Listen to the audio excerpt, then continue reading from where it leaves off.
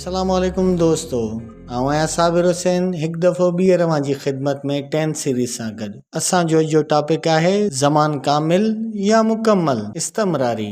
अंग्रेज़ी ज़बान अंदर present perfect continuous tense, a verb showing some action started in past time and is still in progress is called present perfect continuous tense. ज़मान कामिल इस्तमरारी वक़्तन मां उन fail जो नालो आहे जेको ॿुधाए त को अमल माज़ी में शुरू थियो ऐं साॻियो अञा हलंदड़ आहे त उन ज़मान खे ज़मान हाल कामिल इस्तमरारी या ज़मान माज़ी क़रीब इस्तमरारी चइबो आहे। हलूं था इन ज़मान जी गहराईअ में। हिन ज़मान जी आसानी हिन ज़मान जे जुमलनि मंझां समझी सघिजे थी। अवां जी नज़र कुझु जुमला ज़मान कामिल जारी जा। हूअ तव्हां जे लाइ ईद जूं मिठाइयूं पए वठी रही आहे। असीं तव्हां खे कुझु पैसा पए उधार ॾेई रहिया आहियूं। तव्हां असां खां पैसा पए उधार वठी रहिया आहियो। हाकिम शाह बाइक ऑफिस ॾांहुं पए हलाए रहियो आहे। साबिर कार ऑफिस ॾांहुं पए हलाए रहियो आहे। मथे ॾिनल जुमलनि मां अव्हां खे हिन ज़मान जी हालत जो अंदाज़ो थी चुको हूंदो। अचो त इन ई ज़मान मूजिब मिसाली जुमिलो ॾिसूं। मां मानी पए खाई रहियो आहियां। उमेद आहे त अव्हां हिन ज़मान खे सिंधी ज़बान अंदरि समझी चुका हूंदा। हलो त हाणे हुन ज़मान खे अंग्रेज़ी ज़बान मूजिब समझण जी कोशिश कयूं। जीअं असीं ज़मान हाल इस्तमरारी अंदरि जुमला ठाहिण सिखियासीं। हिन ज़मान जो बि सेंटेंस स्ट्रक्चर साॻियो बीहंदो, पर हिते ॿ मददी फ़ेल इस्तेमाल थींदा जीअं गुज़िरियल ज़माननि में थिया, हैव बिन ऐं has been.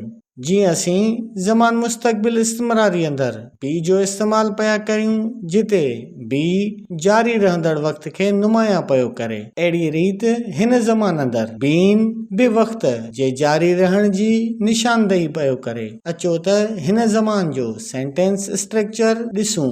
Subject, helping verb have been या has been, fourth form of verb, object ऐं फ्रेज़। मिसाल तौर मां मोटरसाइकिल पए हलाए रहियो आहियां या मां मानी पए खाई रहियो आहियां। अंग्रेज़ी ज़बान अंदरि आई have bin riding a motorcycle या आई हैव बिन ईटिंग मील। अचो त लाॻापियल ज़मान मूजिब सिंधी ज़बान वारा जुमला ॾिसूं। फ़ाइल, मफ़ऊल, जारी रहण वारो अमल ऐं फ़ेल। मां मोबाइल पए इस्तेमाल करे रहियो आहियां। हूअ टेलीविज़न पए ॾिसी रही आहे। उहे अंग्रेज़ी पए ॻाल्हाए रहिया आहिनि। कलम अखर पए लिखी रहियो आहे। साॻिया जुमला अंग्रेज़ी ज़बान अंदरि subject, helping verb, fourth form of verb ऐं object. I have been using mobile, she has been watching television, they have been speaking English, pen has been writing letter. Hello त इन ई ज़मान जा नाकारी जुमला सिंधी ज़बान अंदरि ॾिसूं। फ़ाइल, मफ़ऊल, नाकारी अमल, जारी अमल ऐं फ़ेल। मां मोबाइल न पए इस्तेमाल करे रहियो आहियां। हूअ टेलीविज़न न पए ॾिसी रही आहे। उहे अंग्रेज़ी न पए ॻाल्हाए रहिया आहिनि। कलम अखर न पए लिखी रहियो आहे। अंग्रेज़ी ज़बान अंदरि नाकारी जुमला अवां अंदाज़ो त लॻाए चुका हूंदा त नॉट जो इस्तेमालु किथे थींदो। Subject, helping verb, not, semi helping verb, fourth form of verb ऐं object. I have not been using mobile. She has not been watching television. They have not been speaking English. Pen has not been writing letter. साॻी रीति सवाली जुमला सिंधी ज़बान अंदरि छा मां mobile पए इस्तेमाल करे रहियो आहियां? छा हूअ टेलीविज़न पए ॾिसी रही आहे? छा उहे अंग्रेज़ी पए ॻाल्हाए रहिया आहिनि? छा कलम अखर पए लिखी रहियो आहे?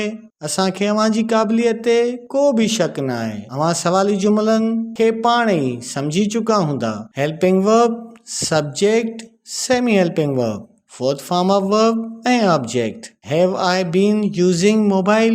Has she been watching television? Have they been speaking English? Has pen been writing letter? अगरि अव्हांखे हिन ज़मान बाबति वधीक डिटेल खपे असांजे चैनल AHE अकेडमी खे सब्सक्राइब करे रखो। हिन वीडियो जे कमेंट बॉक्स अंदरि पंहिंजो सवाल दर्ज करियो। असांजी टीम अव्हांखे कुझु ई वक़्त में रिप्लाई कंदी या न त अव्हांजे सवालनि बाबति असांजी टीम वीडियो ठाहे ड्रॉप कंदी। Thank U.